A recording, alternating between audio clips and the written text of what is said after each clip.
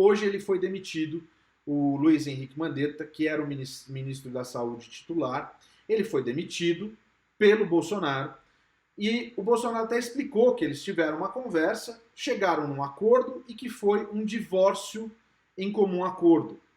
E o Bolsonaro já apresentou o novo ministro. Nós vamos fazer o seguinte, ele fez um anúncio lá no Palácio e eu trago esse anúncio para você. Pode rodar, vamos lá. Agora há pouco terminei uma reunião com o ministro Mandetta, aproximadamente 30 minutos, e discutimos a situação atual do Ministério, bem como da pandemia. Uma conversa bastante produtiva, muito cordial, onde nós selamos um ciclo no Ministério da Saúde. Ele se prontificou, como era esperado da minha parte, participar de uma transição a mais tranquila possível, com maior riqueza de detalhes que se possa oferecer, e em comum acordo, mas o termo técnico não é esse, eu o exonero do Ministério nas próximas horas. Foi realmente um divórcio consensual, porque acima de mim, como presidente, e dele como ainda ministro, está a saúde do povo brasileiro. A vida, para todos nós, está em primeiro lugar. A questão do coronavírus se abate sobre todo o mundo e cada país tem as suas especificidades. Como bem disse o chefe da OMS, o Brasil não é diferente. Como presidente da República, eu coordeno 22 ministérios. E na maioria das vezes, o problema não está afeto apenas a um ministério. Quando se fala em saúde, fala-se em vida, a gente não pode deixar de falar em emprego. Que uma pessoa desempregada, ela será mais propensa a sofrer problemas de saúde do que uma outra empregada.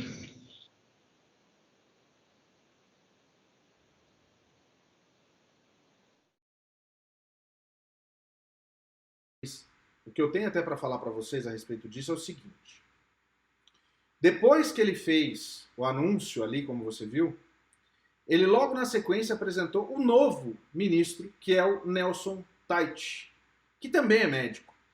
A imprensa, inclusive, elogiou a escolha, muita gente elogiou, e muita gente acabou criticando por conta do que aconteceu.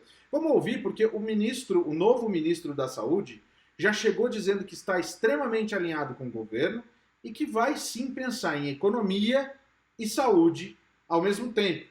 Vamos ouvir, pode rodar. A gente discutir saúde e economia. Isso é muito ruim, porque na verdade essas coisas elas não competem entre si, elas são completamente complementares.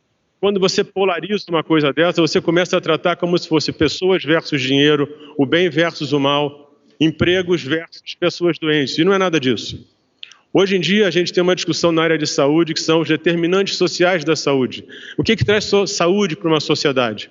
Um deles é cuidado em saúde, mas entre os outros você tem estabilidade econômica, educação, entre outros. E uma coisa importante do desenvolvimento econômico é que ele arrasta as outras coisas. Quanto mais é desenvolvido economicamente um país, mais você investe em educação, mais você investe em saúde, mais você tem recurso para ajudar a sociedade. Então isso tem que ficar muito claro. Existe uma cooperação nesse sentido. Porque quando a gente fala, às vezes a gente fala em emprego, e o emprego às vezes ele é necessário, mas quando a gente não aprofunda esse detalhe, se você não tem emprego, isso quer dizer que a economia, que você tem pouco recurso. Esse pouco recurso vai influenciar quanto você vai investir em infraestrutura, quanto você vai investir em educação. Isso tem um impacto enorme na qualidade de vida e na expectativa de vida de uma sociedade. O que é importante é que a gente vai trabalhar isso tudo com um detalhamento fundamental para que a gente entenda o que está acontecendo e tome as ações e as políticas necessárias. As pessoas, na realidade, agora precisam esperar qual vai ser a primeira tomada de atitude desse novo ministro, para a gente saber como é que as coisas vão andar. Mas já tinha gente, primeiro, teve panelaço, teve gente cantando vitória, teve gente dizendo que já vai para a rua. Não é bem assim, gente. A ordem agora é fique em casa. Mas existe, claro, a gente viu inclusive o presidente Jair Bolsonaro falando de uma forma mais pausada, mais calma, tentando passar uma calma para as pessoas, para a imprensa, para quem estava assistindo. Né? Mas a gente sabe que a tarde toda foi muito tensa até chegar nessa situação. Na realidade, uma situação que vem de muito tempo. Hoje à tarde, saindo da casa dele, chegando em casa, né, chegando no palácio, ele deu uma coletiva, ele aproveitou para conversar, na realidade, com alguns jornalistas que já estavam lá. Vamos ouvir um pouquinho o que ele falou justamente depois, já de noite, a respeito dessa situação toda. Pode rodar. Esse espaçamento social, esse cuidado, primeiro é a família, pô. Não é o presidente da República, é a família que tem que cuidar do mais idoso. Como meus irmãos estão cuidando da minha mãe lá no Vado Ribeira. Presidente, o ministro novo, ele fez algum pedido de contrapartida para o senhor para aceitar esse desafio tão grande? Confesso que não entendi. O que é contrapartida? Mordomia? Carta branca para nomear? Nós estamos em combate, tá? Ele, logicamente, vai nomear boas pessoas lá. Eu vou indicar algumas pessoas também. É porque é um ministério muito grande. E ele é um gestor também, mas é um ministério enorme. O senhor já tem algum nome que o senhor... Temos, sim, já foi sugerido o nome. Não tem de cabeça aqui, já foi sugerido o nome, sim. E pra gente começar a formar um ministério que siga, né, aquilo que é a orientação do presidente, que vê o problema como um todo e não apenas no particular. Safa aí, pessoal. O deputado Osmar Terra vai participar de alguma forma da nova... O Osmar Terra, eu gosto muito dele, tá certo? Quase todo dia eu converso com ele, ok?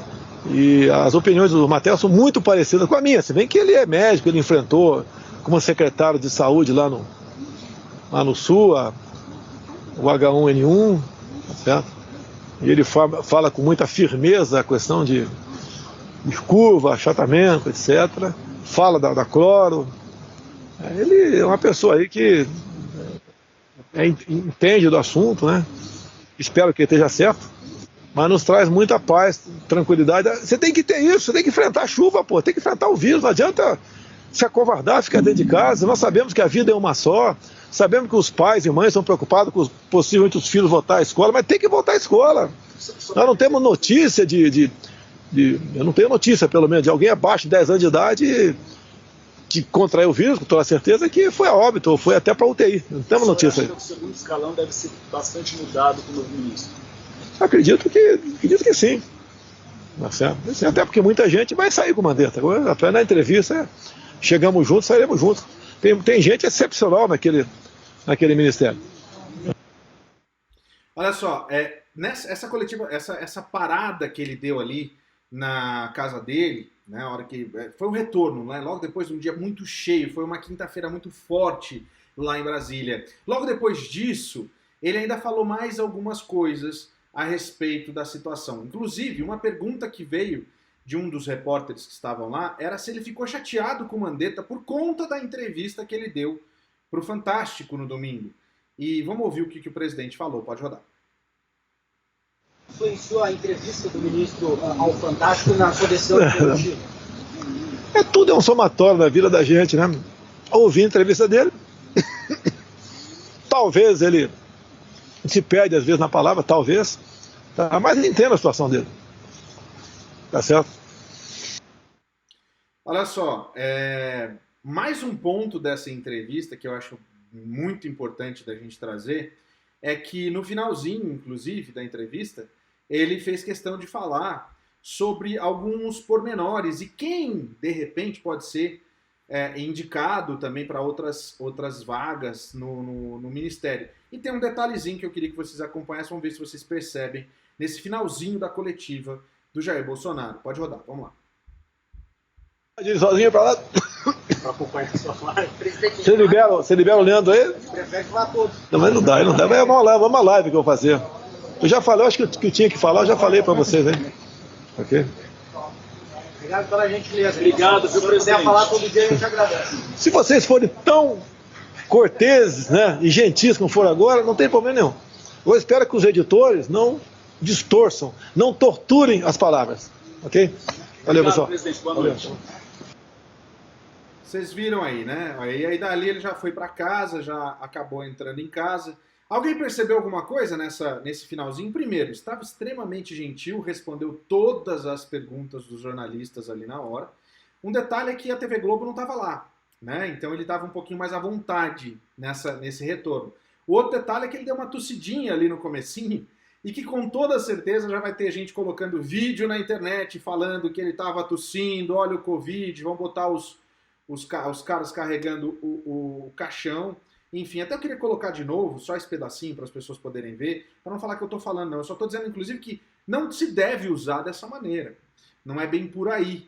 Mas, assim, é uma coisa errada, inclusive, dele estar fazendo. A gente não sabe se ele tem, se ele não tem, se ele teve, né? Mas é algo que não deveria estar sendo feito, principalmente que ali naquela mesa, naquela bancada, eu queria que vocês prestassem atenção, tá cheio de microfone e tem pessoas ali, né? Vamos dar uma olhada de novo, pode rodar esse VT, vamos lá. Ir sozinho para lá. Para acompanhar a sua live. presidente, Você libera o Leandro aí? Prefere falar todos. Viu? Mas não dá, mas é uma live que eu vou fazer. É